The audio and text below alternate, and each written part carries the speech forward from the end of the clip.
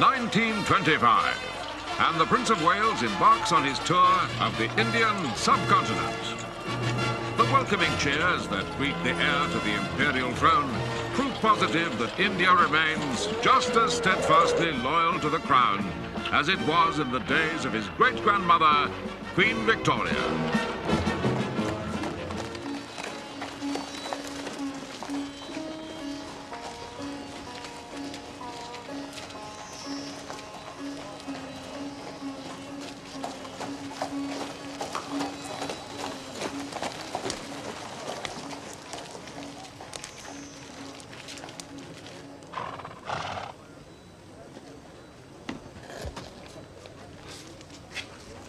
Wait there a minute. अच्छा साहब. Which is the lady that I must seize upon? The same is she, and I do give you her. Why then she's mine. Sweet, let me see your face. I am your husband, if you like of me. Give me your hand before this holy friar. Soft and fair, friar. Which is Beatrice? I answer to that name. What is your will? Do not you love me? Why, no. No more than reason. Do not you love me? Troth, no. No more than reason. Why, then my cousin Margaret and Ursula are much deceived, for they did swear you did.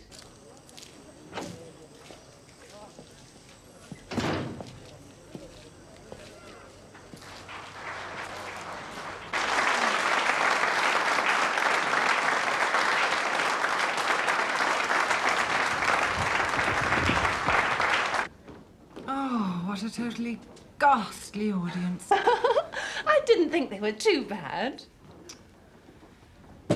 Now for another transformation scene.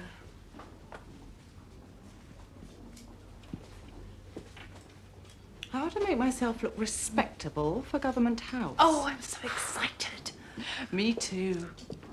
Is Mr. Blunt waiting? He'd better be. You're quite serious about him, aren't you? I know you don't approve. Oh, it's not my place to approve. Oh, don't be so mamby-pamby, Mabel. You think he's not good enough for me. I just don't understand you. I mean, you're so ambitious. And with your background, you could... Who is it? Come in. Well, come on, girls. The prince is waiting. The young prince immerses himself wholeheartedly in the exhausting schedule of duties entailed in such a great enterprise. In the stifling heat of an Indian midsummer, the grandest reception of all is held at Government House, Calcutta.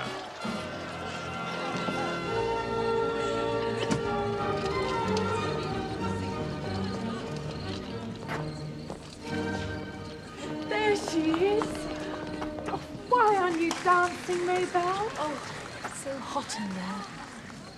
Did you meet the Prince of Wales, Mr. Blunt? No, never got closer than 5 yards. We've got something to tell you. Oh, no, Gerda, please, you promise. Alistair wants it kept secret from his stuffy family, but we're going to be married. Oh, that's wonderful. Congratulations, Mr. Blunt. When will this be? Quite soon, actually. Alistair's bank want him back in London next month. Oh, come on, Alistair. I want to dance. Excuse us, please, Miss Sainsbury-Seal.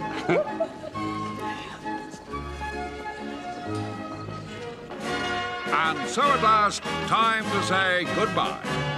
As he leaves India, the jewel of Britain's vast empire, the prince can look back with pride and a job well done.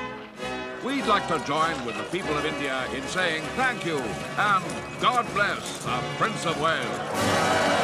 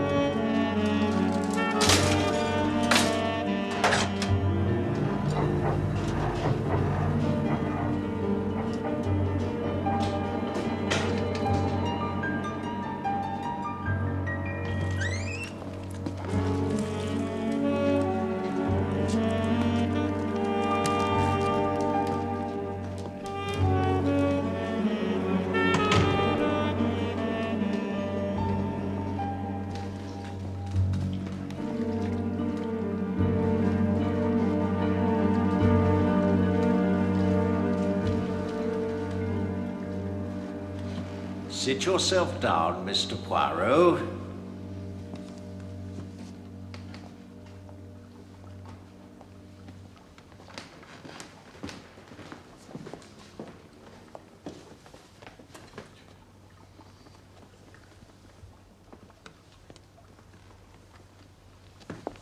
Quite comfortable? We'll start the preparatory work today, Mr. Poirot. I'm so sorry to have kept you. Oh, that's all right. Mr. Morley asked me to make another appointment. What about the 6th of August at 11:45, Miss Sainsbury Seal? Yes, that looks perfect.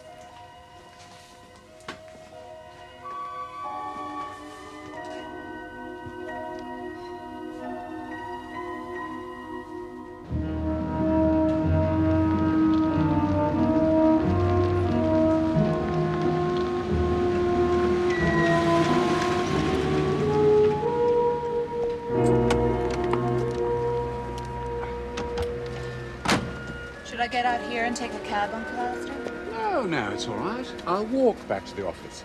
Keep the car. Finish your shopping. As long as I have it back by 5:30. Excuse me. It's Alistair Blunt, isn't it? Yes? You don't remember me. Maybelle. Maybelle Sainsbury Seal. I was your wife's friend. Yes. Yes, of course I remember you. I'll see you at home later then, Jane. It was in India, if you remember. Gerda and I were on tour together. I've only just come back after all these years. I've been doing work for the Zanana missions, you know. Well, it's wonderful to see you again, Miss Sainsbury Seal. It really is, but I have... I'd love to see Gerda again. Miss Seal? Sainsbury Seal, yes? Why, Mr. Ambriotis. Oh, I'm sorry. I didn't recognize you for a moment. How nice. I came to return this. My hot water bottle. Oh, what must you think? Oh, this gentleman and I were on the boat coming back from India together. I lent him my hot water bottle when he had a toothache.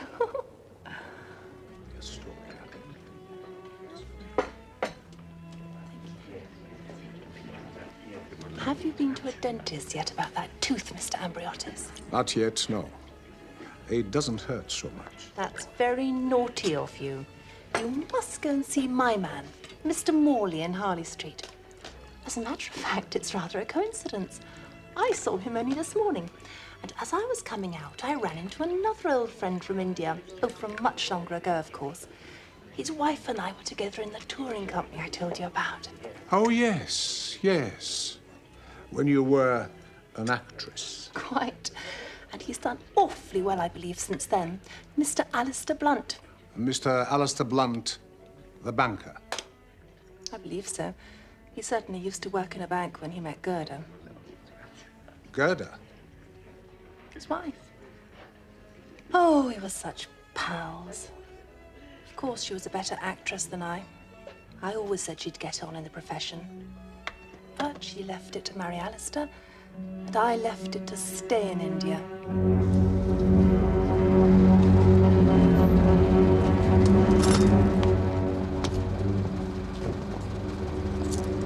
Thank you, sir.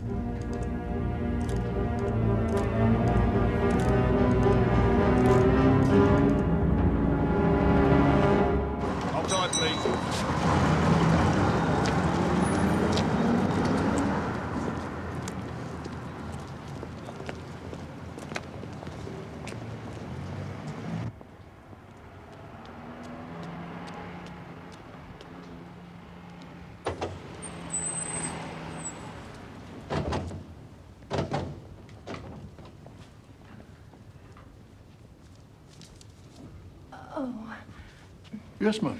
My name's Sainsbury Seal. I want to see Mrs. Blunt. She's staying with Mrs. Chapman. Mrs. Chapman. Right. This way, ma'am.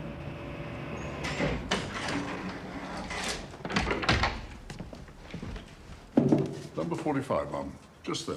Thank you so much.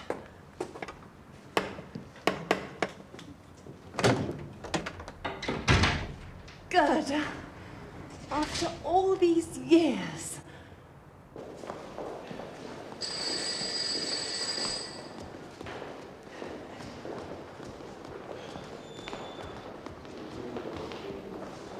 Where are you going with those? Miss Sainsbury Seal telephone, miss. She's moving to the Carlisle Hotel in South Kensington. Wants her bag sent over. Oh, yes. Go on, then.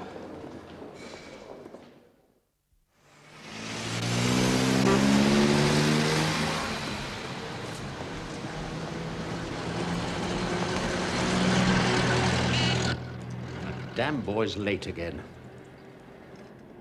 And smoking on the front doorstep. Young people nowadays. Unreliable, self-centered.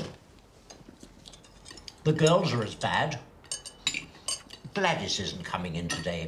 Her aunt's had a stroke and she's had to go up to Yorkshire. That's hardly the girl's fault. She's been different lately. It's that Frank Carter fellow. Girls do fall in love, Henry. Love? She's a cut above him, I should hope. You know he's in with that black shirt mob. Anyway, she shouldn't let it affect her efficiency as my secretary. Let her fall in love in her own time.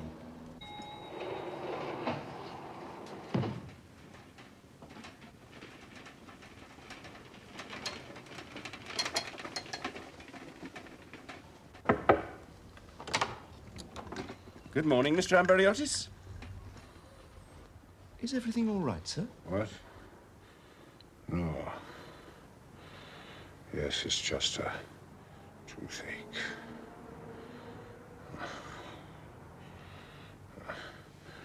Take it away. 3, 4, knock at the door. 5, 6, pick up sticks. 7, 8, play the straight. 9, 10, the big fat hen. 11, 12, dig and dab. 13, 14, maids a courting. 15, 16, maids in waiting. 17, 18, maids in waiting. 19, 20, my plate's empty. Thank you.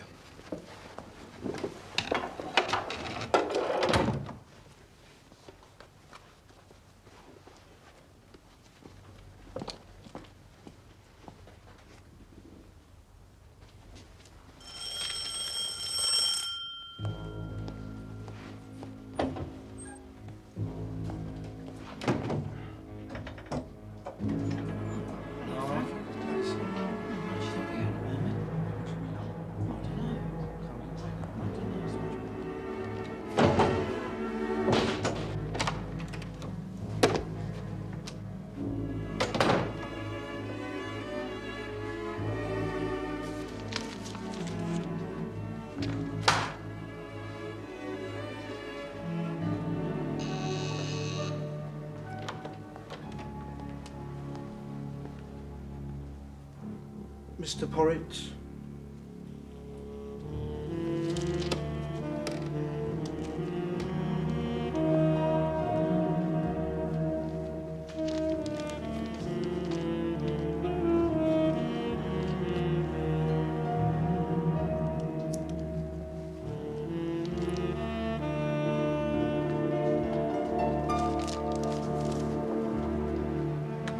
Till the end of the financial year.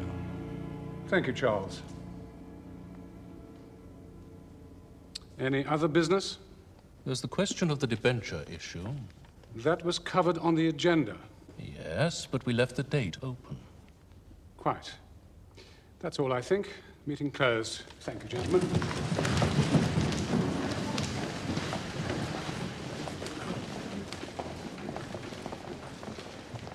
All right, Alistair. All right. Yes, I'm fine. Can I give you a lift? No, my car's waiting. I'm going to the dentist. I see. That's why you were in such a bad mood. We'll get your treatment finished today, Mr. Poirot. No, as I was saying, the important people, they're always on time. Now, I've got a most important man coming this morning. Hmm? Mr. Alistair Blunt. Alistair Blunt? Oh, yes. Always on time. Nice, unassuming fellow. Often sends his rolls away and walks back to the office, just like you and me. Would never dream he could buy up half Europe.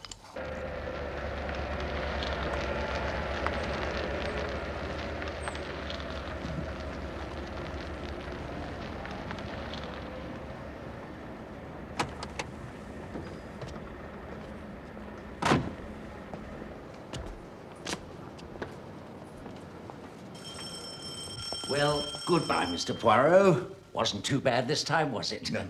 Shall I ring for the lift for you? No, thank you. I shall walk down. I'll see you in 6 months. Indeed.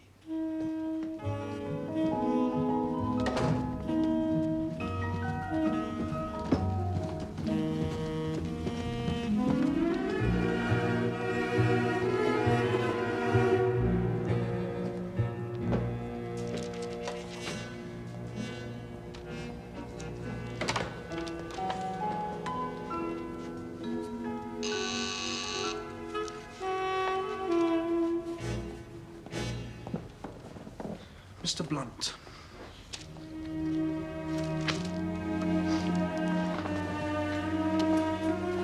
Excuse me.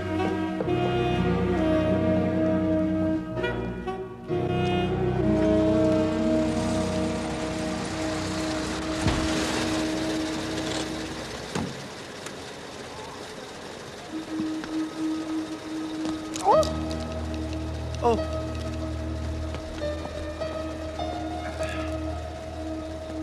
So kind. Not at all, madame. Oh, dear. Thank you. You are welcome, madame. Thank you so much.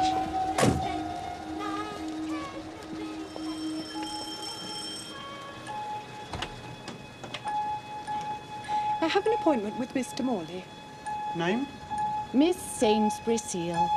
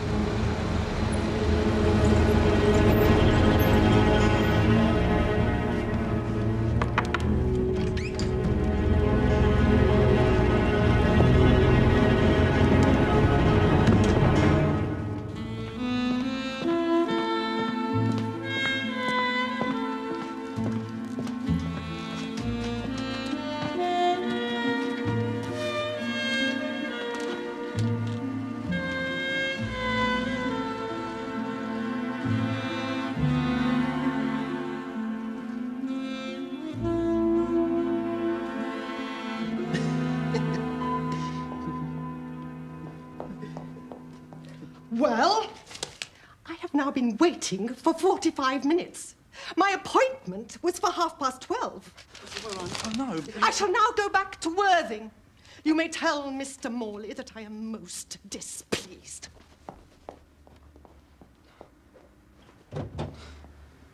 I am most displeased.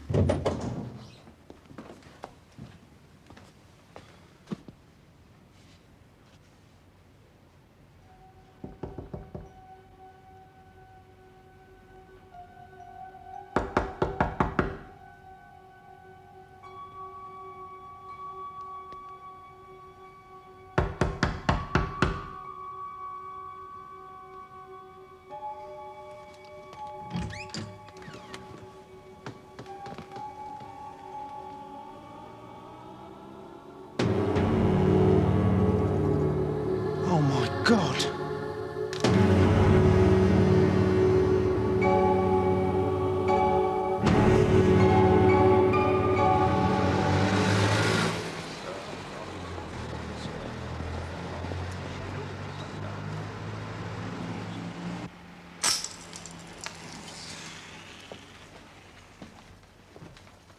Revolver grasped in lifeless fingers. Doesn't seem to be much doubt about it, does there? It has to be suicide.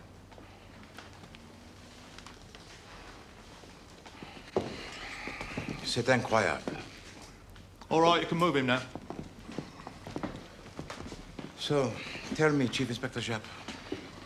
Lived upstairs with his sister. Hasn't been moody or depressed. I wondered if you'd noticed anything when you saw him this morning. Nothing at all. He was, what shall I say, normality itself. When did it occur, this tragedy? Can't say exactly. Nobody seems to have heard the shot. It was discovered about 1:30 by the page boy, Alfred Biggs. At what time did Monsieur Morley last press the buzzer for a new patient? 12:05, and the boys showed up the patient who was waiting, a Mr. Amberiotis, staying at the Astoria Hotel, according to the appointment book. And at what time did he leave, this Monsieur Amberiotis? Well, the boy didn't show him out, so he doesn't know. But I rang up the Astoria, and Mr. Amberiotis says he looked at his watch as he closed the front door, and it was exactly 12:25. So, at 25 minutes past 12, our dentist, he is the normal dentist, huh? Cheerful, competent, urbane. And the very next moment, despair, misery, what you will, and he shoots himself? It's quite incredible to me that my brother should have committed suicide. He'd been quite his usual self, had he, madam? Not upset in any way? He was annoyed. He had a busy day in front of him, and his assistant had received a telegram to say her aunt had had a stroke. She left for Yorkshire by an early train. And your brother? He was annoyed at this? Well, the fact is, his assistants got engaged to a rather unsuitable young man, and it occurred to Henry that this young man had persuaded her to take the day off. What does he do, this young man? Frank Carter is, or was, an insurance clerk. He lost his job a few weeks ago and seems unable to get another. Did your brother try and persuade her to break off her engagement? Oh, yes, he did, as a matter of fact. So this Frank Carter would quite possibly have a grudge against your brother. It's that Miss Neville. She's back in a rare taking, she is. The whole thing was a wicked practical joke. There wasn't anything wrong with Auntie at all. She couldn't understand it when I suddenly turned up. Are you quite sure it wasn't your friend, Mr. Carter, who sent this telegram? Frank? Whatever for? Oh, I see what you mean. A put-up job between us. We wouldn't do a thing like that. Tell me, mademoiselle, what patients had Monsieur Morley this morning? They're all in here.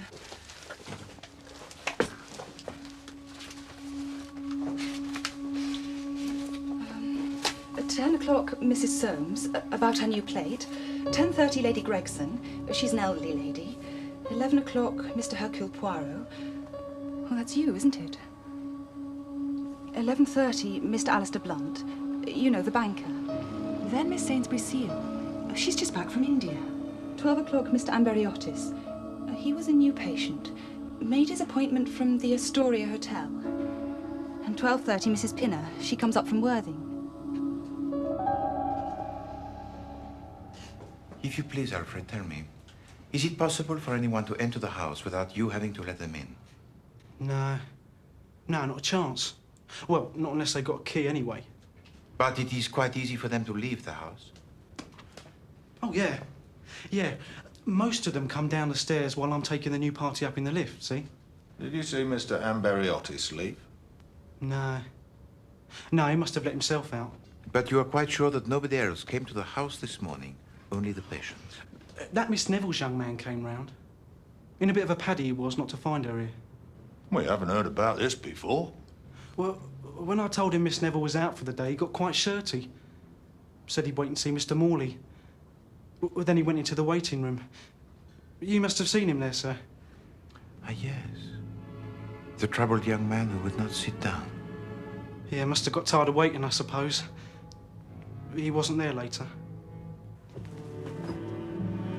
Why, Chief Inspector Japp? An officer of your eminence? Is he usually called in to a case of apparent suicide? Alistair Blunt was here. Mr. Blunt is the kind of person we take care of in this country. You mean that there are certain people who would like him out of the way? You bet there are. The Reds, to begin with, and our black-shirted friends. It's Blunt and his group who are standing behind the present government. That is more or less as I guessed.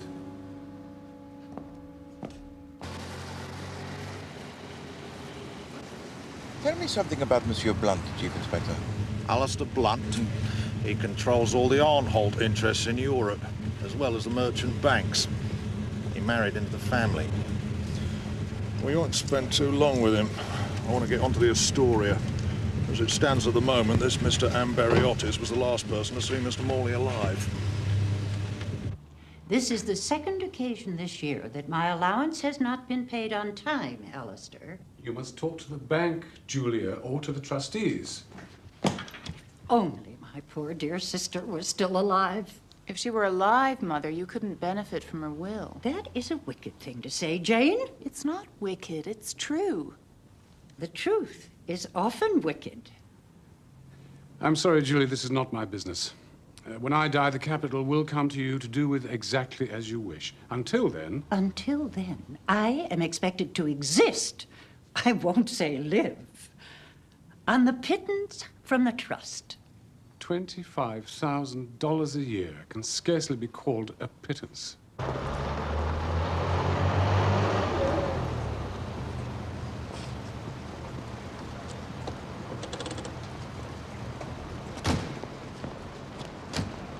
Do you think Rebecca intended me to live on your charity? It is not charity. Yes, Miss Montresor. A Chief Inspector Japp and a Mr. Poirot to see you, sir. Really? Would you show them in, please? Chief Inspector Japp. How do you do, sir? This is Mr. Hercule Poirot. Oh, I know your name, of course, Monsieur Poirot. But surely somewhere, quite recently... This morning, Monsieur Blunt, in the waiting room of the dentist, ce pauvre Monsieur Morley. Yes, of course, I knew I'd seen you somewhere. Pauvre? Mr. Morley was found dead, sir, shortly after you left. An apparent suicide. Morley? Suicide? What an extraordinary thing. Forgive me, I'm sorry. This is my niece, Miss Oliveira, and her mother, Mrs. Oliveira. Mademoiselle? Madame? I've never heard of a dentist committing suicide before. Wouldn't happen in the States, you can be sure of that. They're too damn rich to kill themselves. He seemed in good health and spirits this morning, Mr. Blunt? Well, I think so, yes. Have you seen him often? This is my third or fourth visit. Monsieur Blunt, who was it who recommended to you Monsieur Morley originally? Arnholt. One of my directors, Lionel Arnholt. And we're just wondering, you see, sir, whether it wasn't suicide, but murder. And the real target was yourself. That doesn't make any sense at all. Well, none of it does at the moment, sir. That's the problem.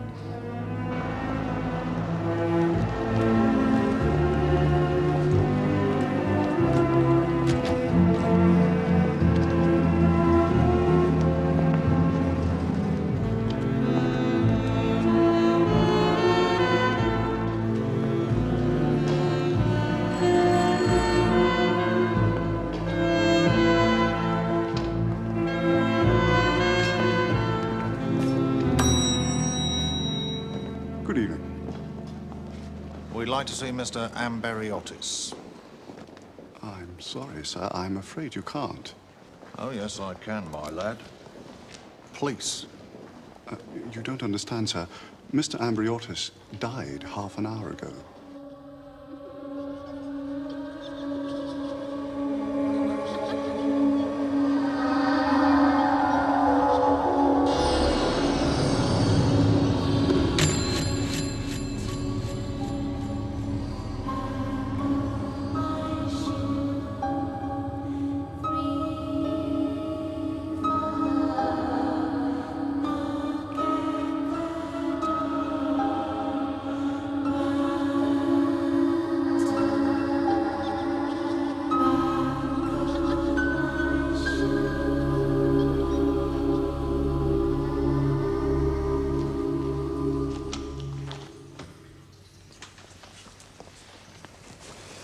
Interesting.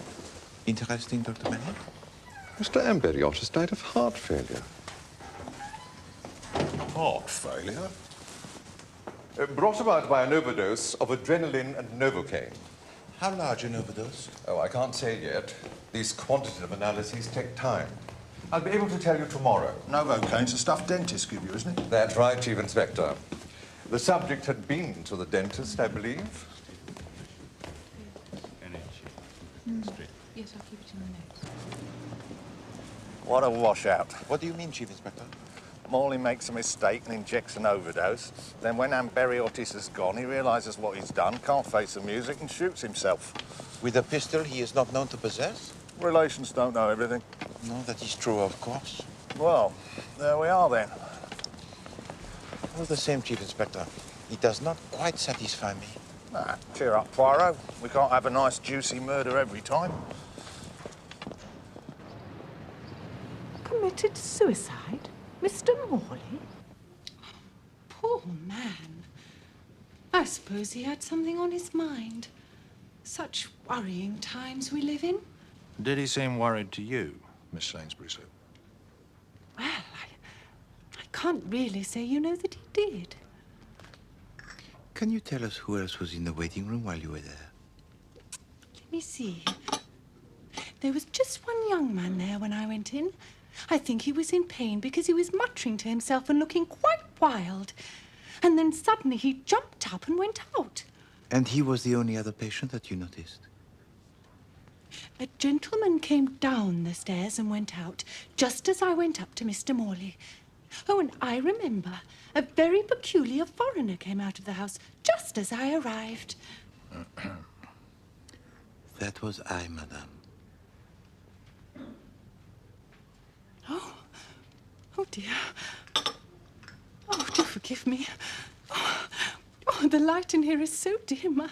Please, calm yourself, madame. Well, I think that's about all, Miss Sainsbury Seal. We may require you to give evidence at the inquest, of course. Oh, no. I will be so nervous. Well, no need to be nervous, madam. Just stand up and speak clearly. Oh, that's very amusing, Chief Inspector. Is it? I used to be an actress. Just small parts, you know. Then I went on a world tour. Yes, well...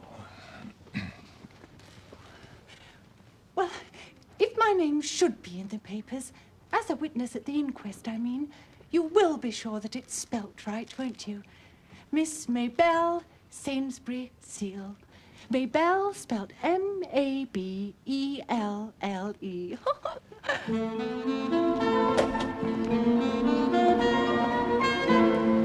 Blimey.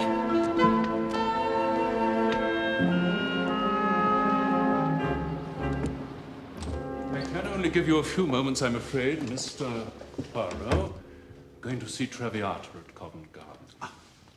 Thank you, Monsieur Arnold.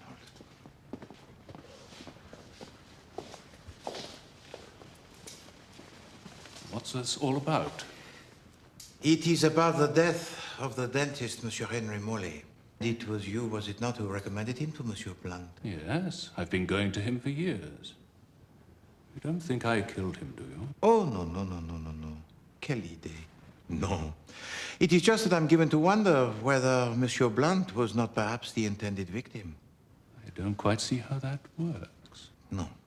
At this moment, Monsieur Arnold, neither do I. One grips at the straws. But tell me, Madame Oliveira, the sister-in-law to Monsieur Blunt, she is une dame formidable, n'est-ce pas? Oh, indeed. How did Madame Oliveira take to Monsieur Blunt marrying her sister? I mean, after all, he was a mere employee of the family business. I don't know about mere.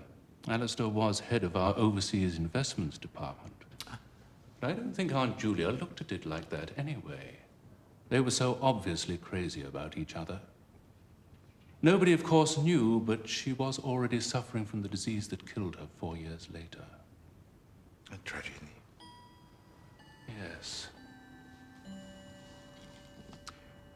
Pardon.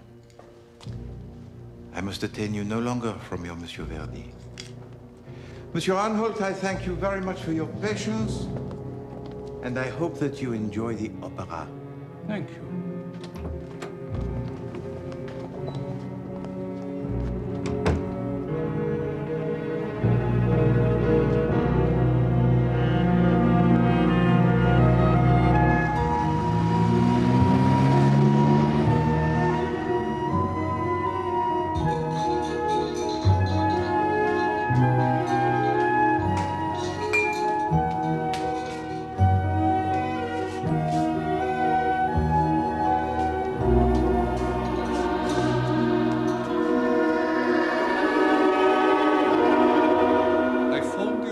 determined that Mr. Amberiotis died of heart failure caused by a large overdose of a Novocaine and adrenaline mixture.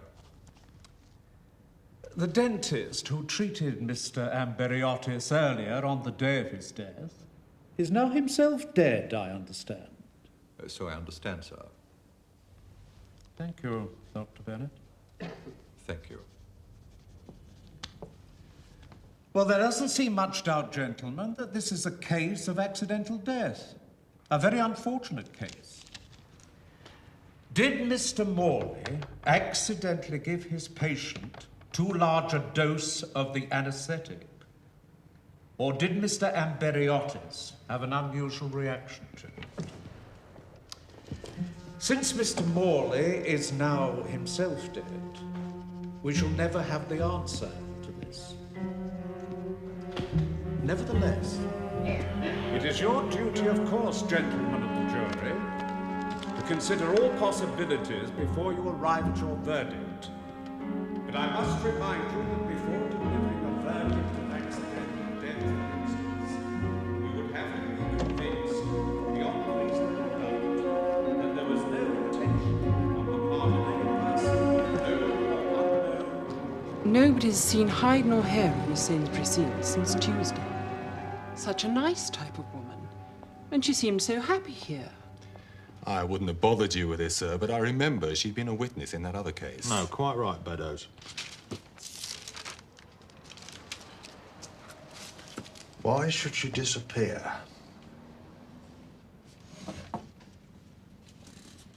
It is curious, you admit. There's nothing funny about her, you know. I cabled Calcutta. Got the reply back last night.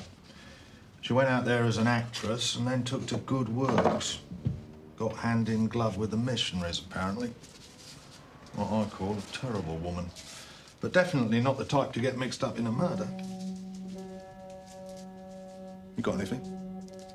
Stockings. 10-inch, cheap silk, price. Probably 2 shillings and 11 pence. You're not valuing for probate, Poirot.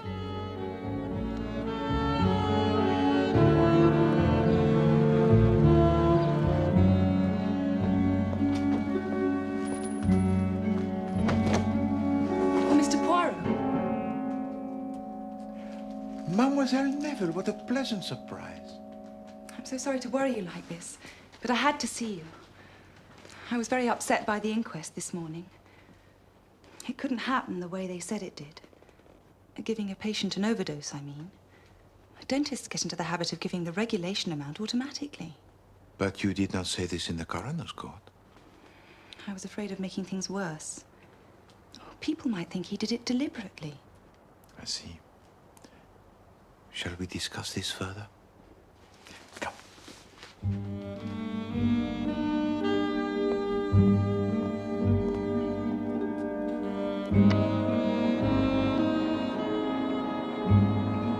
I should like to know a little bit more about the telegram you received calling you away on that day. Do you yourself have any ideas on the subject? Not really. Frank, my friend, accused me of wanting to go off for the day with somebody else. Oh. He's been very moody and suspicious lately. Just losing his job and not being able to get another one, I suppose. And he was upset, was he not, to discover that you had gone away on that day? Yes.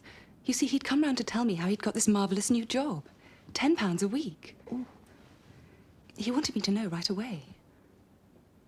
And what is it, this new job? Oh, well, I don't know all the details. Some government department. I have to write to his London address, and the letters get forwarded. Hola. Does that not seem to you to be a little strange? Well, I thought so. But Frank says it's often done nowadays. I should like to meet this friend of yours, mademoiselle. His only free day is Sunday. He's away in the country all the week. Eh bien, tomorrow is Sunday. I'm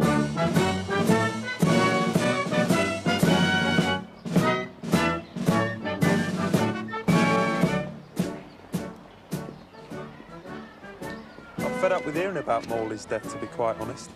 There wasn't anything so wonderful about him that I could see. Tell me, Monsieur Carter, why were you in Harley Street that day? I saw you there in the waiting room. All right.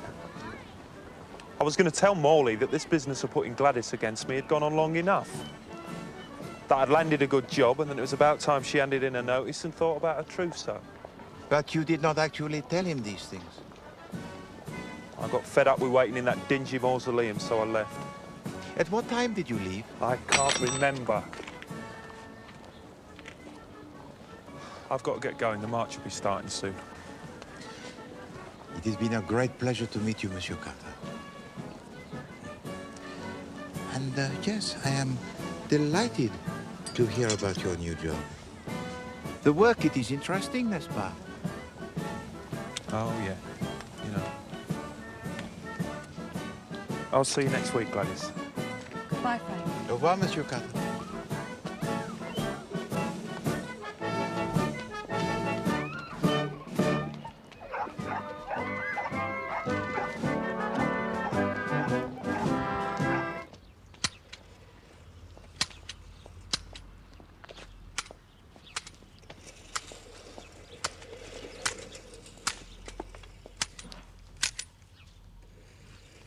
Are you receiving visitors, mon ami? Good heavens. Poirot. Chief Inspector? What on earth brings you to Isleworth on a Sunday afternoon? Business? What else? Oh, you better come inside and have a cup of tea. Thank you.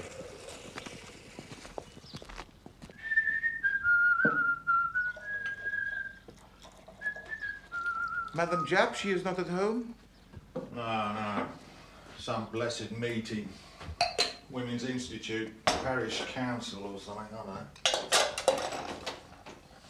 Do you take sugar, Poirot? Do you have perhaps a tisane? Oh, come off it, Poirot. This is Isleworth, you know, not Swanley Pan.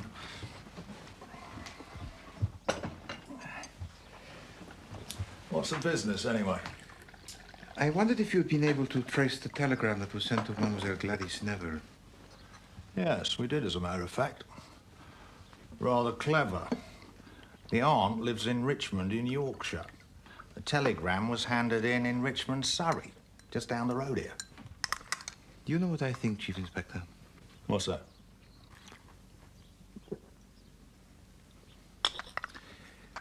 I think that there are signs of brains in this business. Well, the Assistant Commissioner's satisfied that Morley killed himself. Is he satisfied with the disappearing lady? Ah, the case of the disappearing seal. No. We're still working on that. She's got to be somewhere. Garibaldi.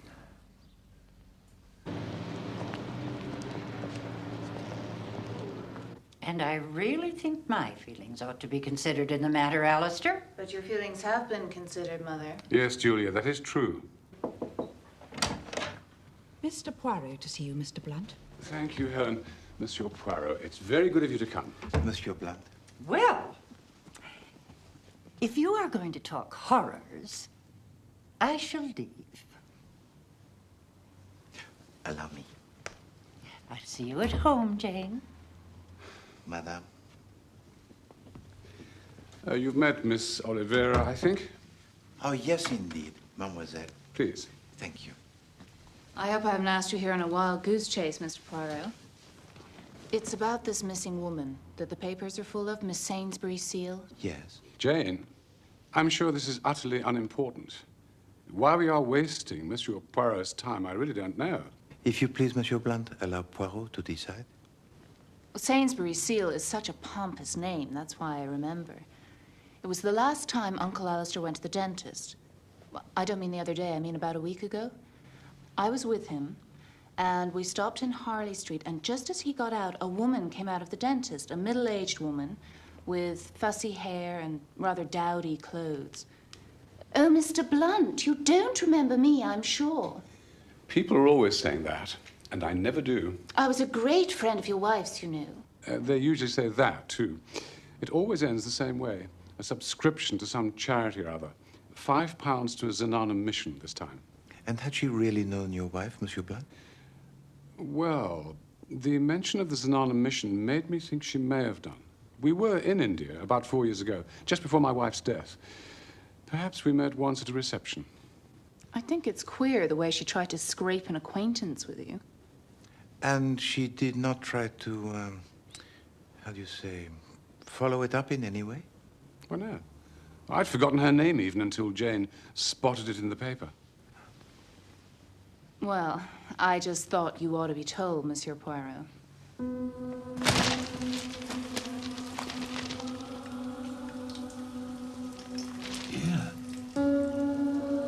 Here, Alison.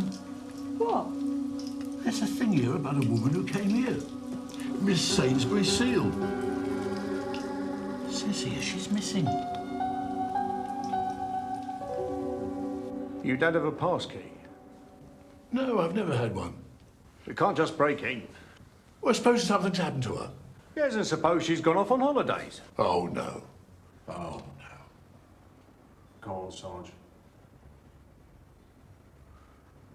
Right.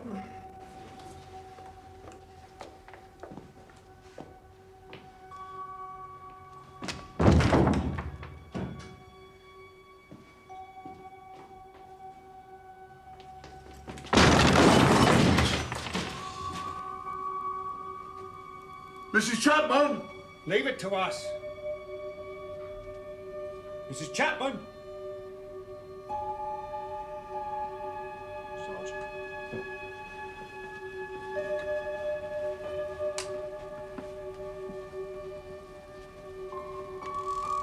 Hello?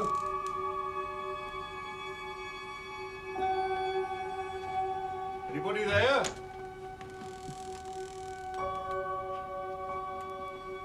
Mrs. Chapman?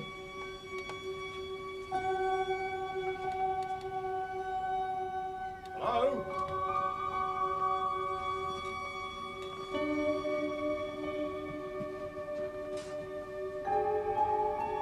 Anybody here?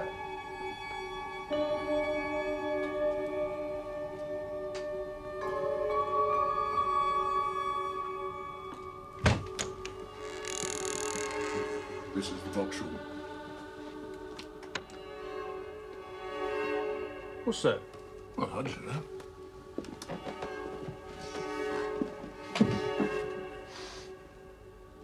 Shall I open it, Sarge?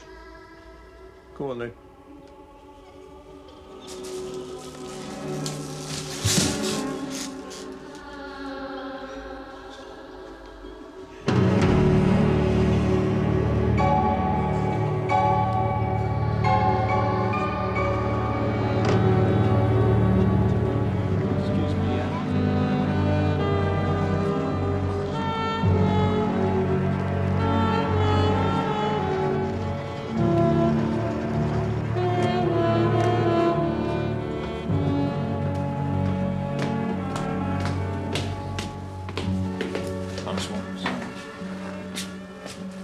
It's not particularly pleasant.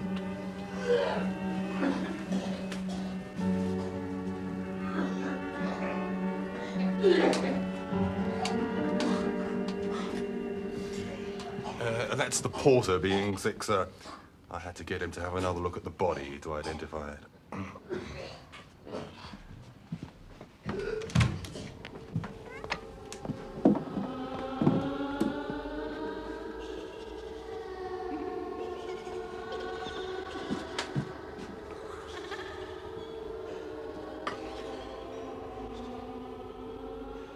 There's some brandy in the other room.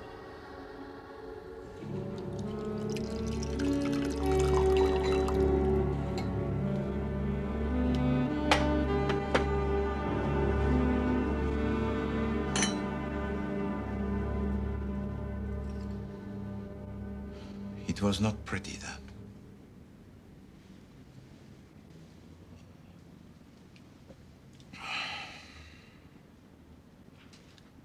Tell me all about it, Chief Inspector. The flat belongs to a Mrs. Albert Chapman. Can't tell you much about her, really. Pays her bills, fond of a game of bridge, keeps herself to herself, more or less. The neighbours say they've hardly ever seen her, in fact. And Mr. Chapman's a commercial traveller, apparently, so he spends most of his time away from home. And Mademoiselle Saint-Brécile? She came here on the evening of our interview with her, about 7:15. The porter's wife was cleaning up here and saw her arrive. She'd been here once before, the porter says. No, one thing's for certain. Sylvia Chapman, or Sylvia's friends, murdered the lady, put her in the box and made off. But why was the face so battered? Sheer vindictiveness, maybe. Or it may have been with the idea of concealing the woman's identity. I don't know. No fingerprints anywhere as far as we can see. You mean every fingerprint in the apartment was removed after the murder? That's about the size of it.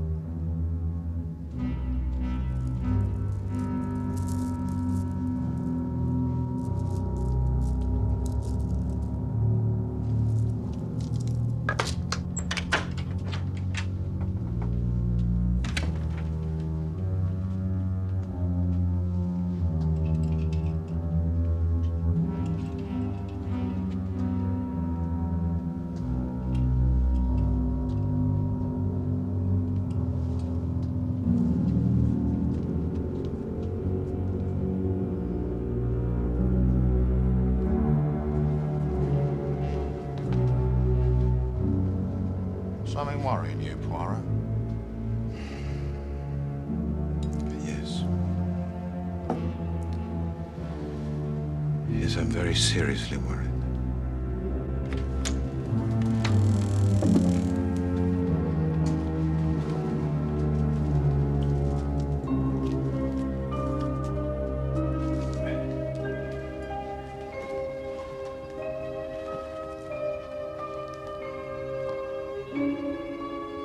Here you see an insoluble problem.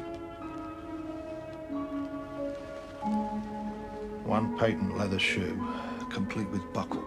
What's wrong with that? Nothing. Absolutely nothing. All the same, I do not understand.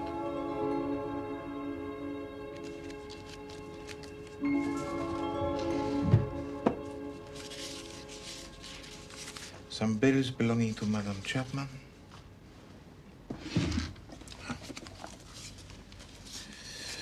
Some old theater programs.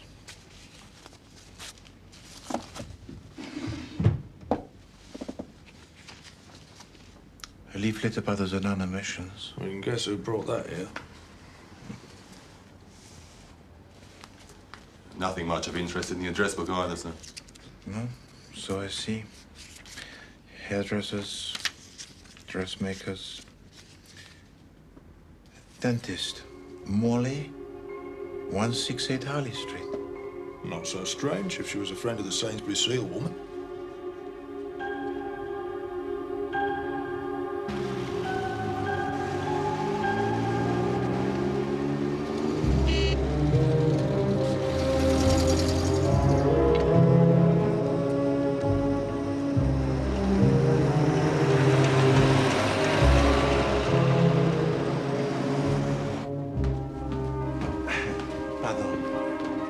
Mr. Poirot?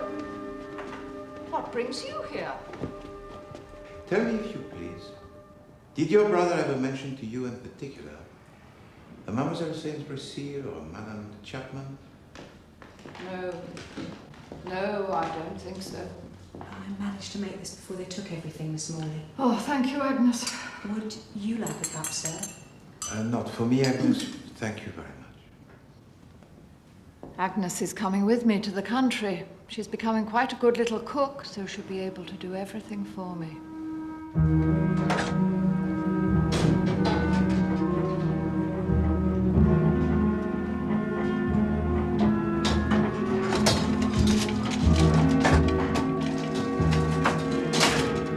Excuse me, sir. Yeah. For asking. Yeah.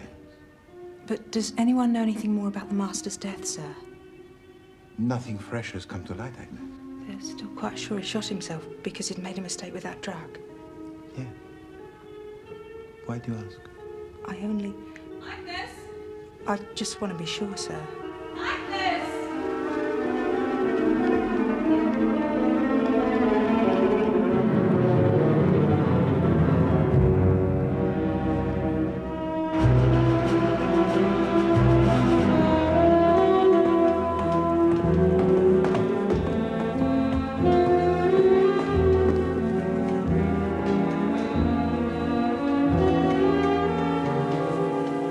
Chief Inspector. No time, Poirot.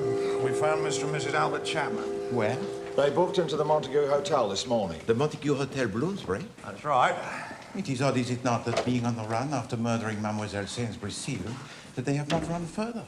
You never can tell with a criminal mind, Poirot.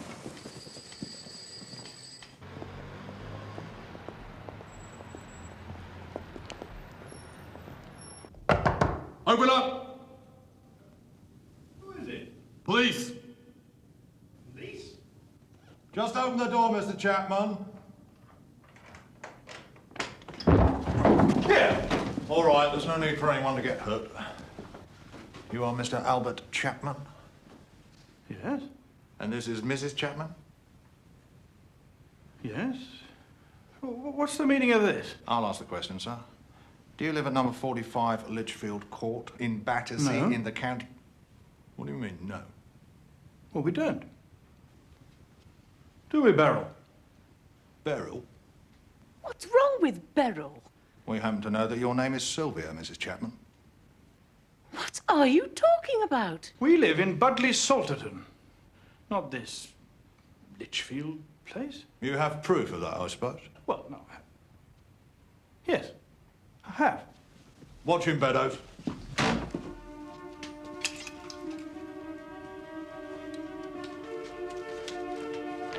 What's this? Our wedding lines, if you must know. We were married this morning.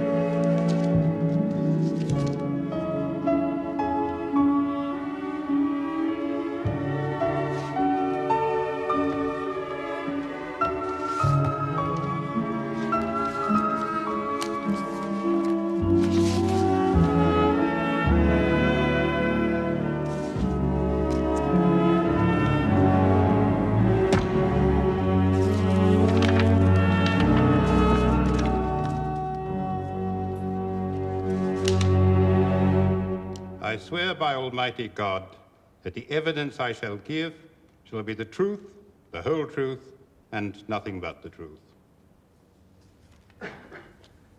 You are Mr. John Leatheran, Yes, sir? and you are a dentist. Yes, sir. I've taken over the dental practice of the late Mr. Henry Morley at 168 Harley Street. I see. You were recently called to examine the body of the deceased for purposes of identification. Were you not? I was, sir. The police believe the body to be that of Miss Maybelle Sainsbury Seal, who was a patient of Mr. Morley's. I see. You've inherited, as it were, the late Mr. Morley's patients. That's right, sir. And of course their dental records. Quite. And could you identify the body from these records? I could, sir. It was not Miss Sainsbury Seal. It was Mrs. Sylvia Chapman, another patient of Mr. Morley's.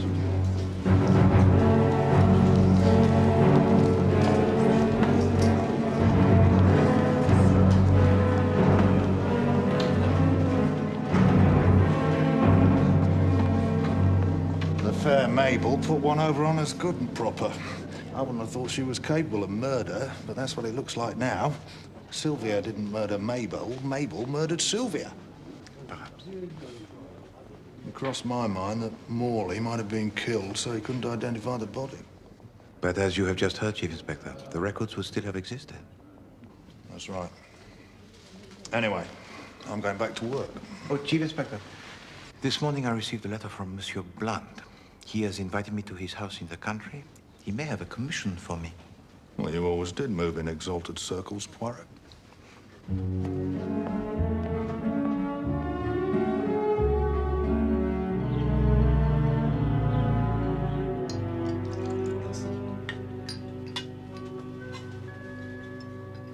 Helen isn't dining with us tonight?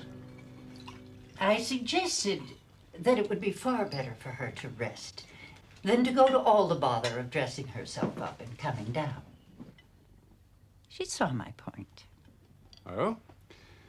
I thought it might make a pleasant change for her. I really don't see why you need a secretary during the weekend anyway.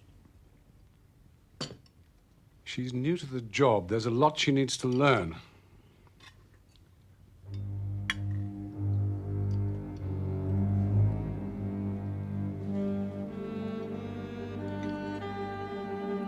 Monsieur Poirot?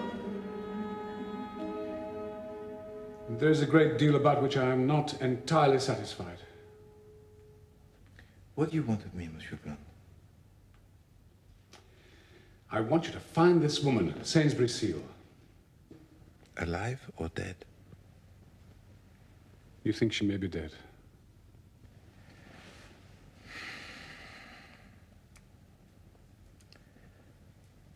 I think she might be dead, yes. Why do you think so? Because of a pair of new silk stockings I discovered.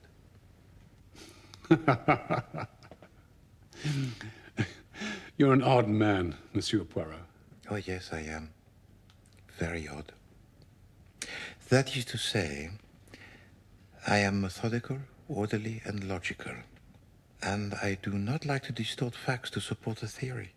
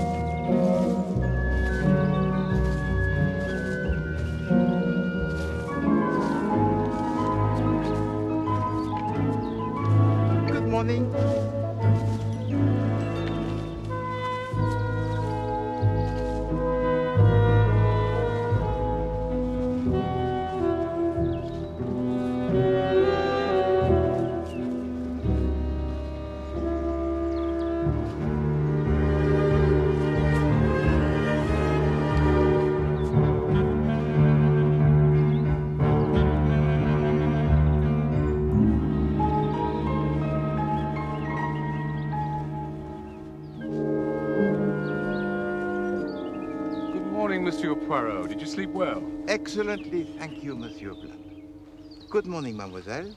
Good morning, Mr. Poirot. I would prefer not to accept any invitations, Mr. Blunt, while your American relations are with you.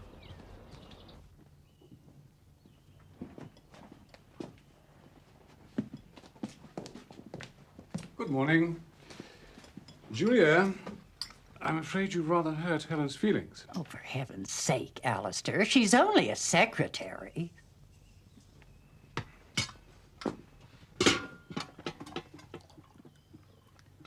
I noticed that you have a gardener who you must have employed recently. Yes, we took one on a couple of weeks ago. Do you know from where he came? I'm afraid not. McAllister, the head gardener, engaged him. What is his name? Well, I don't know. Dunning. Sunbury, something of the sort.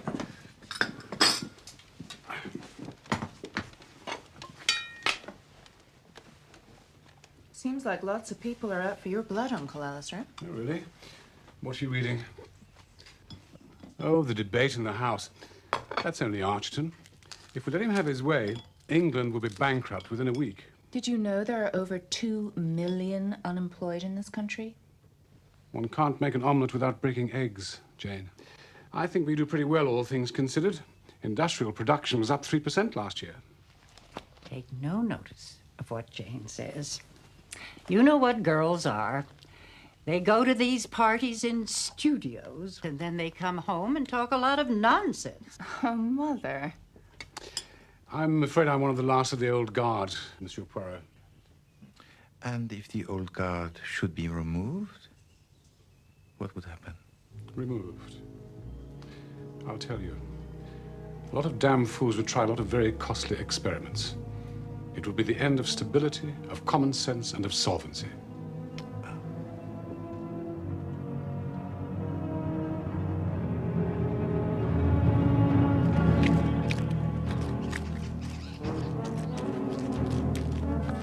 Of course, we've always taken great pride in our herbaceous borders here. They're a lot of work, mind, but well worth the effort, I've always thought. Ah, now these flowers here, they're beautiful. Yes, they're particularly good this year. And look at these here. Good God! Drop that gun! Wasn't me, I tell you! Oh no, just shooting at the bird, I suppose. Oops, I caught him right at it. I was just weeding the beds.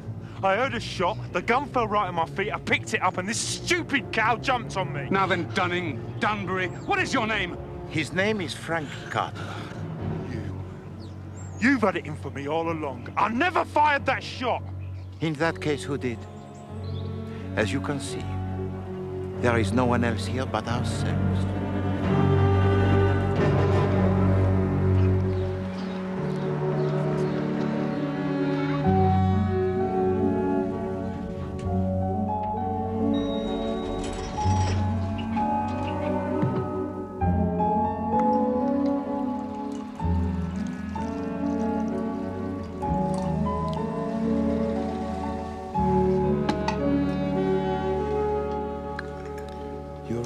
Not agitate yourself, Mademoiselle Neville.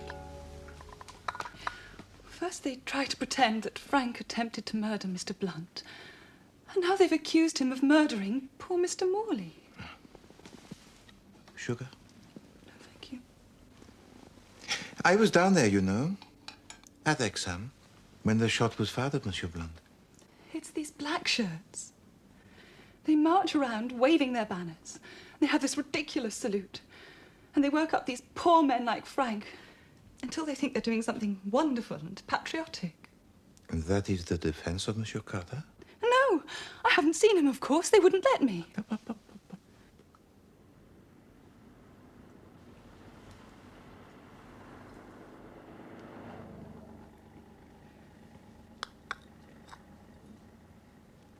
He has a solicitor working for him. And he told me what Frank had said. He met a man in a public house who said he was in the Secret Service. And he offered Frank this wonderful job. He was to take up the post of gardener and listen to all the other gardeners' conversations and sound them out as to their red tendencies. He had to pretend to be a bit of a red himself. And this solicitor? He is of the opinion that his client would do better to think of a story that is more plausible. Lawyers. You wouldn't believe how difficult they are.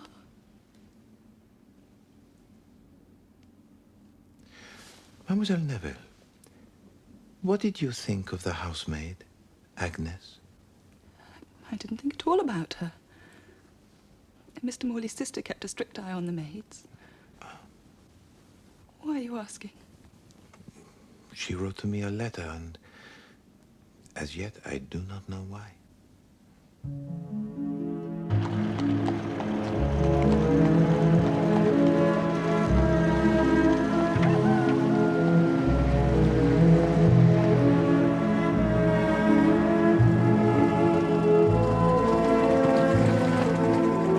Thank you.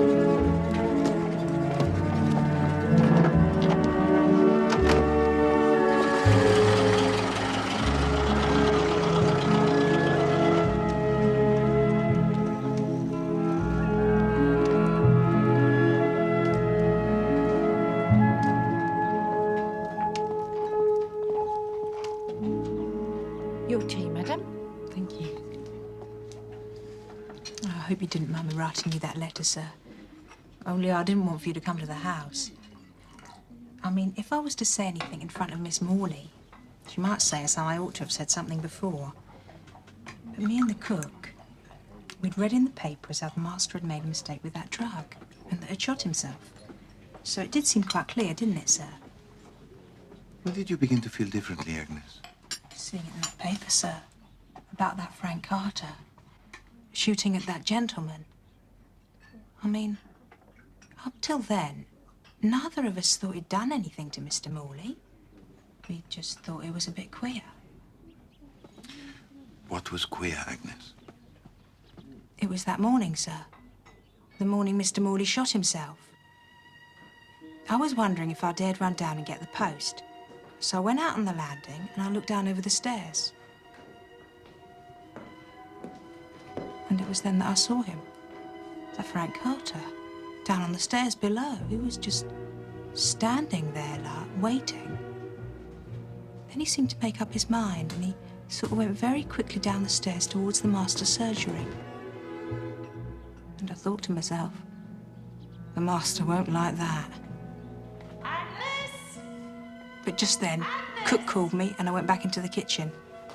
And afterwards, I heard the master had shot himself and it was so awful, it just drove everything out of my head. Tell me, Agnes, did you actually see Frank Carter enter the room of Monsieur Morley? He must have done, sir. At what time was this? Must have been about 12:30, sir.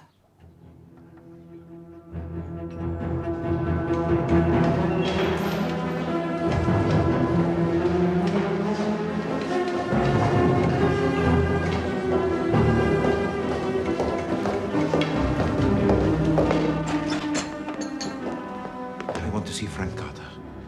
What's the big idea? You are unwilling? What do you want to see Carter for? Ask him if he really murdered Morley? Yes. And I suppose you think he'll tell you if he did? He might tell me, yes. That can only mean that you've got hold of something that proves more or less conclusively that he didn't. You ought to play fair with us, Poirot. I am playing fair with you, Chief Inspector. Believe me.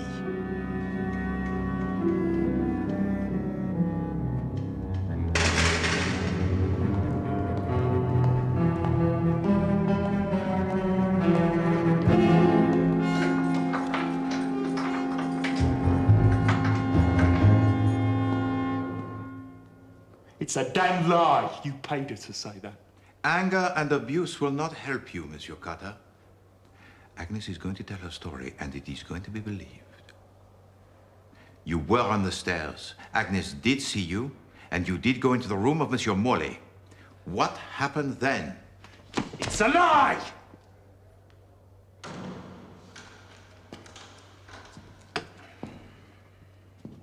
No.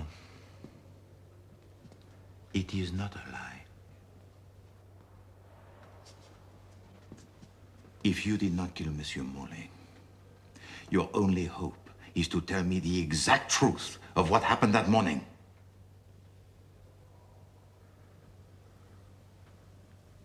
God curse you if you let me down now.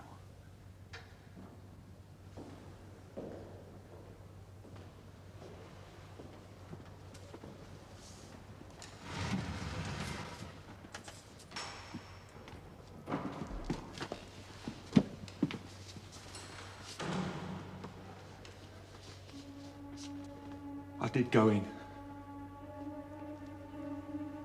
I went up the stairs and waited above Morley's landing till I could be sure of getting him alone. Then a bearded gent came out and went down the stairs. I was just making up my mind to go. And another gent came out and went down the stairs too. I knew I had to be quick. I went along and nipped into his room without knocking. I was all set to have it out with him. But he was lying there dead, and I could see the bullet hole in his head with a black crust of blood round it.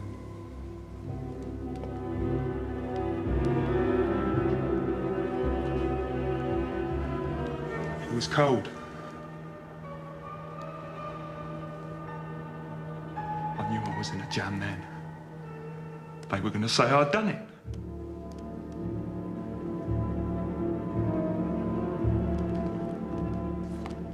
I hadn't touched anything except his hand and the doorknob. I wiped that with my handkerchief, both sides, as I went out. There was nobody in the hall, and I let myself out and legged it as fast as I could. That's the truth. He was dead already. You've got to believe me.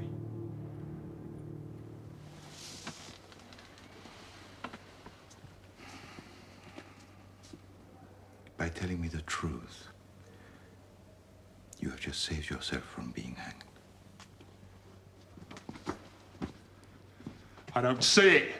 They're going to say if I'm... Mr. Platter, your story has confirmed what I knew to be the truth. You can leave it now to me.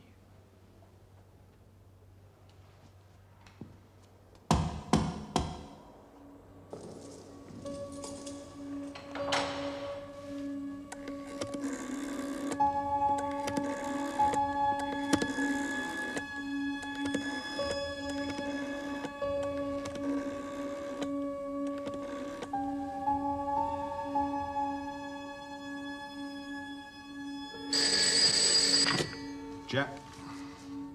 Ah, Poirot. Yes. Yes. What? No, Poirot. Well, I'll have to get clearance on this, you know. Go on. Yeah. Right, I'll do what I can. Thank you, Chief Inspector.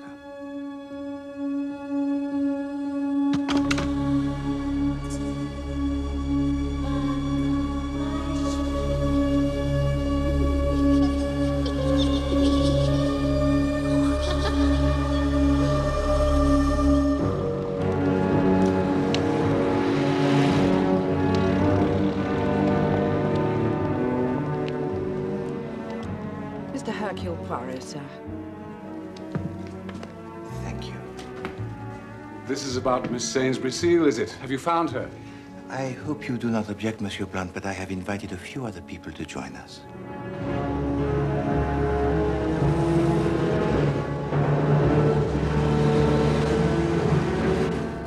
I'm not walking through the streets in handcuffs. You walk through the streets in anything I tell you, my lad.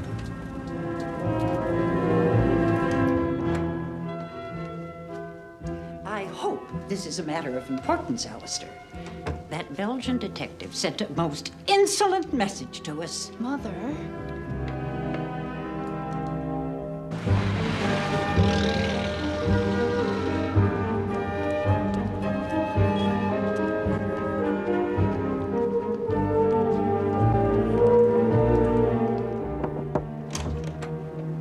Miss Neville to see you, sir. Mademoiselle Neville. Are there many more, Monsieur Poirot? If so, we may be more comfortable in the boardroom.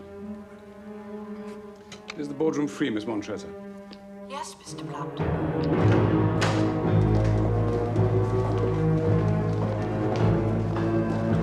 Frank! All right. He's still in His Majesty's custody, you know. Show a bit of respect. Come on. Mesdames et Messieurs, good afternoon. Since the beginning of this case, 3 people have died. Pauvre Monsieur Morley, pauvre Monsieur Amberiotis, and pauvre Mademoiselle Sainsbury Seal. I thought she was still missing. No, Mademoiselle. In fact, Mademoiselle Sainsbury Seal was dead even before the investigations of this case began. The porter at Litchfield Court told us that Mademoiselle Sainsbury Seal had been to visit Madame Chapman. He saw her go to the apartment and be let in. She never came out again. No. Mademoiselle Sainsbury Seal was never ever seen again until the police, they broke in to the box room of Madame Chapman. You mean it was Maybelle Sainsbury Seal's body in that flat after all? Indeed it was, my dear Mademoiselle Neville. You see, it was a very clever double bluff. The disfigured face was meant to raise the question of the identity of the woman. But for me, the case, it began with a shoe. As I left the dentist's after my séance, a taxi stopped. A door opened, and the foot of a woman prepared to descend. It was a foot that was well-shaped, with a good ankle, and an expensive stocking. The shoe was new, shining, patent leather, with a large ornate buckle. And when the rest of the lady came into sight, to be frank, it was quite a disappointment. As Mademoiselle Saint-Brécile descended from the taxi, she caught her shoe buckle and it was wrenched off. I picked it up and returned it to her. Not at all, madame. Oh, dear. Thank you. You are welcome, madame. Thank you so much. That was all. The incident, it was closed. I'm sorry, Mr. Blunt, to interrupt. I finished the post. Is it all right if I leave now? Oh, no, please. Mademoiselle Montresor, please come and join the party. Monsieur Poirot is expounding some extremely entertaining theories. Please.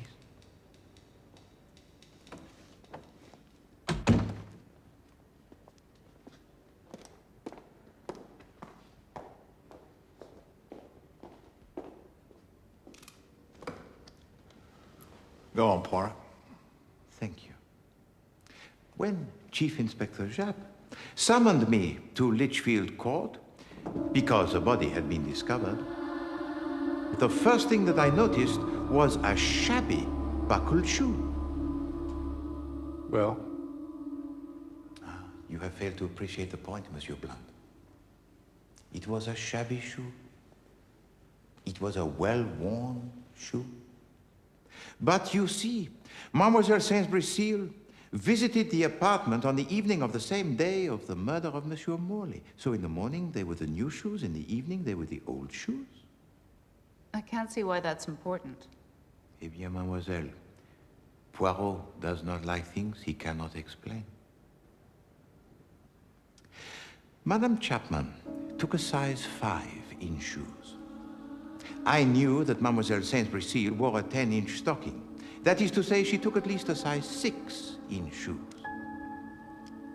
So I went back to re-examine the body. My idea was that the face had been disfigured to hide the fact that it really was the body of Madame Chapman dressed in the clothes of Mademoiselle Saint-Brécile. Mais non. The shoe on the body was size 6. So it looked as if it was the body of Mademoiselle Saint-Brécile after all. But then why was the face so disfigured?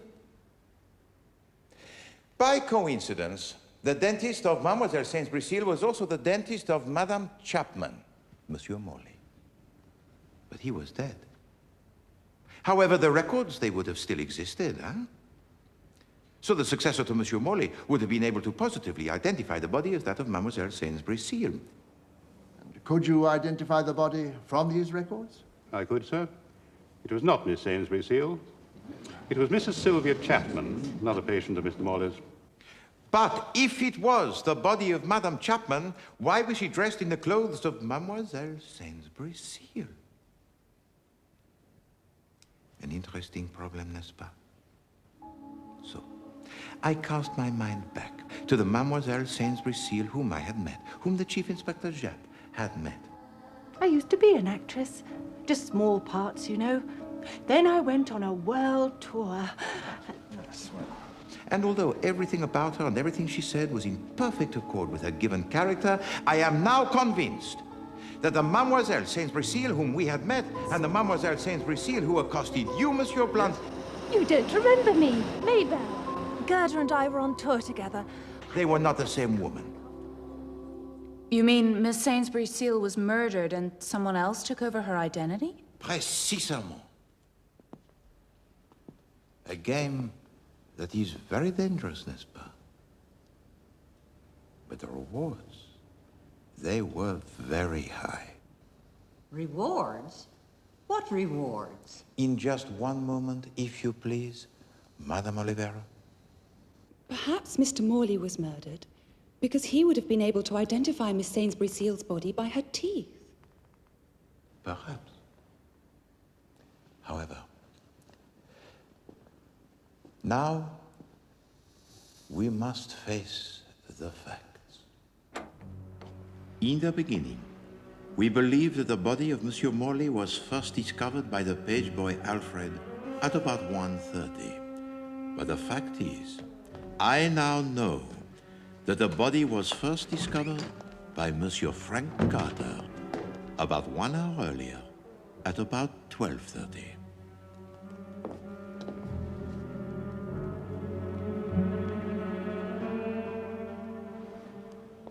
Two things occurred between the death of Monsieur Morley and the discovery of his body by Monsieur Carter.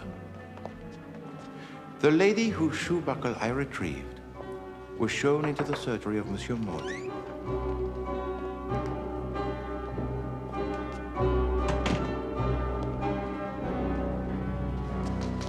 While her accomplice drags the body into the office of the secretary, the second Mademoiselle Sainsbury-Seal changes the labels on the files of Monsieur Morley to ensure that the body would be identified as that of Madame Chapman. She then leaves. Alfred shows in the next patient to the surgery of Monsieur Morley.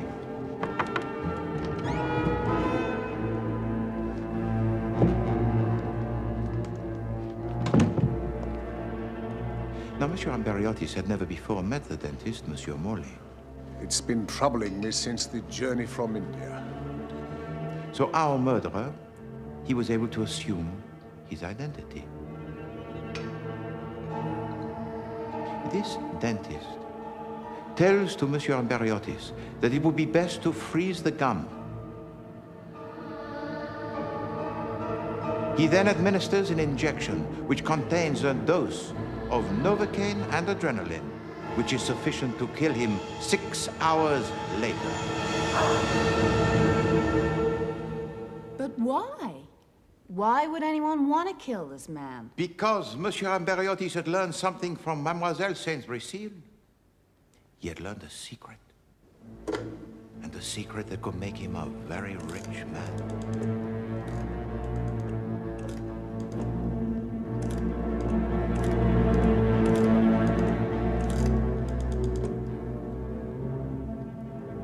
I wish to speak to Mr. Alistair Blunt.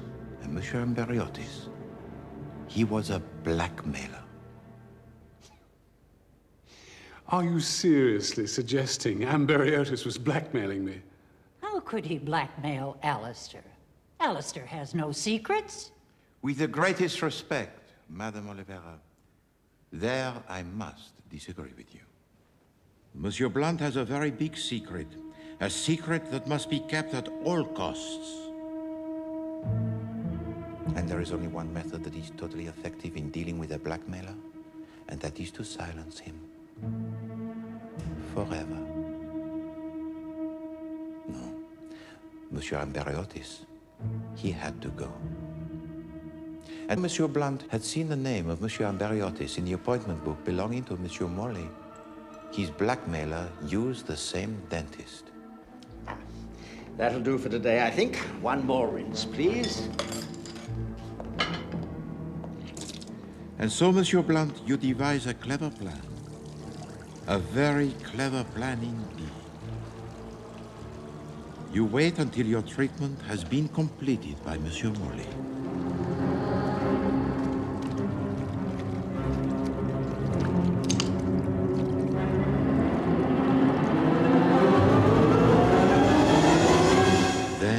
You shoot him.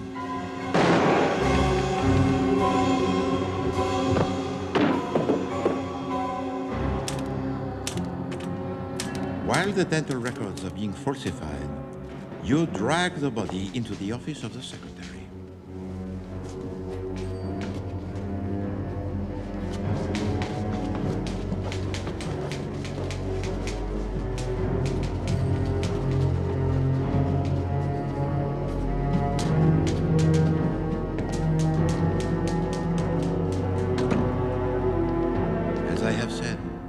Monsieur Amberiotis had never before met Monsieur Morley, so there was no reason for him to suspect anything.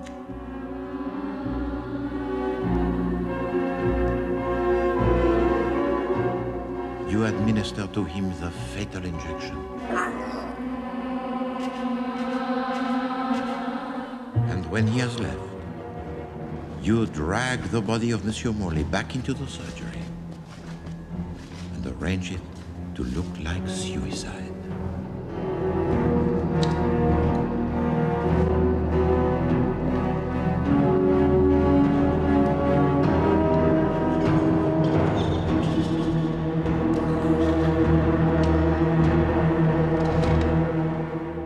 know, Monsieur Poirot, you have a great reputation. But I'm afraid in this case you are wrong to a lunatic degree. Send him about his business, Alistair. Mr. Blunt's family stands foursquare behind him. I am very pleased to hear it, Madame Olivera. But you see, when Monsieur Blunt married your sister, Mademoiselle Rebecca Anholt, he was not entirely honest with her, no, nor with her family. Because, as Monsieur Amberiotis learned from the real Mademoiselle Saint-Brésil, Monsieur Blunt was already married. Look, there's no need for the rest of you to listen to any more of this. If you... No, Monsieur Blunt. You were dazzled by the Anholt family, by the vista. Not so much of wealth, but of power. And so dazzled were you that you deliberately committed a bigamy and your real wife acquiesced in the situation. Oh, what rot! What a fine portrait is this, Monsieur Blunt. Such a portrait would be to any boardroom an ornament. Monsieur Blunt standing beside his beloved wife, the former Mademoiselle Rebecca Anholt. However, Mesdames and Messieurs, I have here in my pocket a certificate of marriage between Martin Alistair Blunt and an actress by the name of Mademoiselle Gerda Alexandra Grant, dated April the 25th, 1925. And Mademoiselle Gerda Grant is still very much alive. Yes. Indeed, she is in this very room.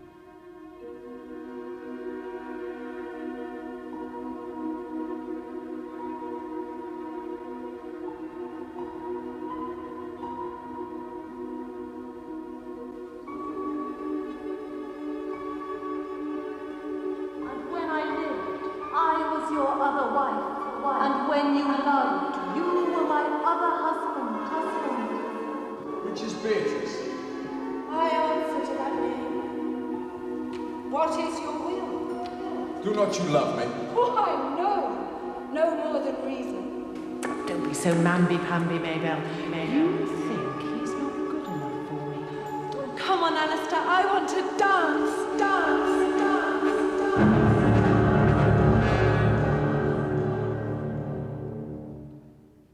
Gerda got such a kick out of it all, didn't you, old girl?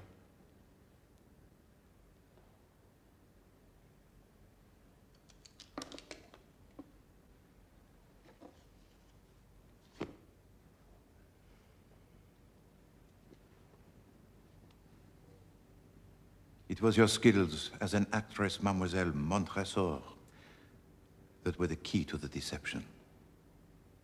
You connived at the bigamy of your husband. While he set about marrying into the Anholt family, you assumed the identity of Madame Sylvia Chapman. After all these years. Hello, Maybelle. Come in. I've brought you some flowers. When the real Mademoiselle Saint-Brésil met again your husband, you murder your old friend in cold blood. Go into the sitting room, straight through there. But your skills as an actress are put to the test once again as the second Mademoiselle Saint-Brésil.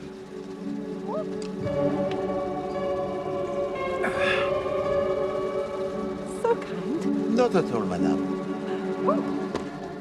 Unfortunately for you, it was Hercule Poirot who retrieved your shoe buckle that day. But having safely deceived the Chief Inspector Japp and myself, or so you thought, you took the opportunity to be as close as possible to your husband. You assumed the name of Helen Montresor and joined him as his new, efficient secretary. We'll never make these people understand, will we, my darling? Such ordinary, unimaginative people. I wish I could make you understand, Monsieur Poirot, about my meeting with Rebecca and my marriage. Gerda understood, didn't you, old girl? We could have married again after Rebecca's death, but, do you know, We'd come to rather enjoy all the secrecy. She's an actress through and through. She would have found it very dull being just one character. Well, I've killed 3 people, so presumably I ought to hang, but haven't I done something for England? I have held it firm. I have kept it solvent. I have kept it free from dictators. I am necessary to the continuing peace and well-being of this nation. Is he saying what I think he's saying? What about me? He was going to let me hang. Précisément. Monsieur Blunt, with his usual efficiency, had provided for himself a second line of defense. If things went wrong, you, Monsieur Carter, you were to be the scapegoat.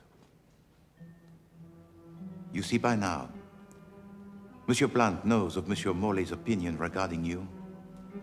And so he arranges for you to be engaged in a most mysterious fashion. As a gardener. Ah, now these flowers here, they're beautiful. And how easy for Helen Montresor to fire a shot vaguely in your direction. Drop the pistol at your feet, where you are bound to pick it up. Drop that gun! Help! Oh, Mr. Blunt! You are caught red-handed. And of course, nobody is going to believe your story, your ridiculous story, about being employed by the Secret Service. No. As far as Monsieur Blunt is concerned, you can end your short life on the gallows. I don't waste pity on people like him. Eh bien, Monsieur Blunt, that is where you and I, we do not see alike. For to me, the lives of those 3 people are just as important as your own life.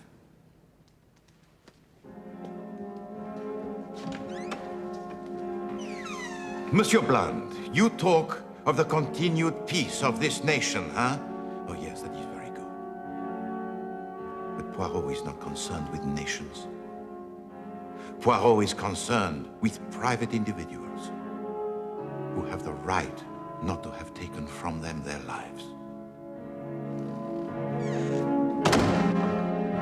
Martin Alistair Blunt and Gerda Alexandra Blunt, I arrest you on charges of murder.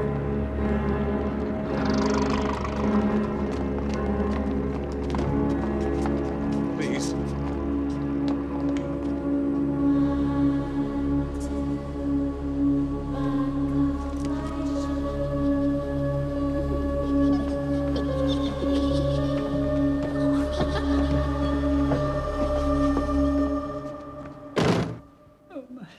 My poor dear sister.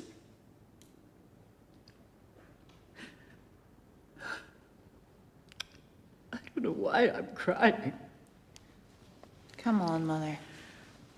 I never liked him anyway. Why don't we go back home? To New York.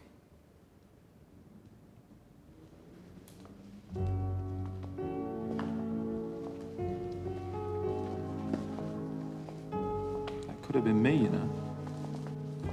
I think I'm going to keep a close eye on you in future, Frank Carter. You're not safe out on your own. Secret Service.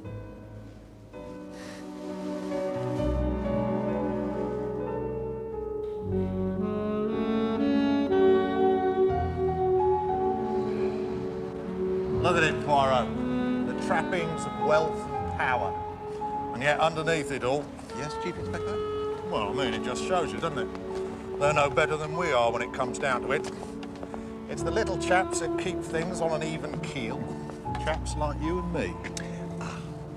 But there are no little chaps, Chief Inspector. Particularly not Poirot.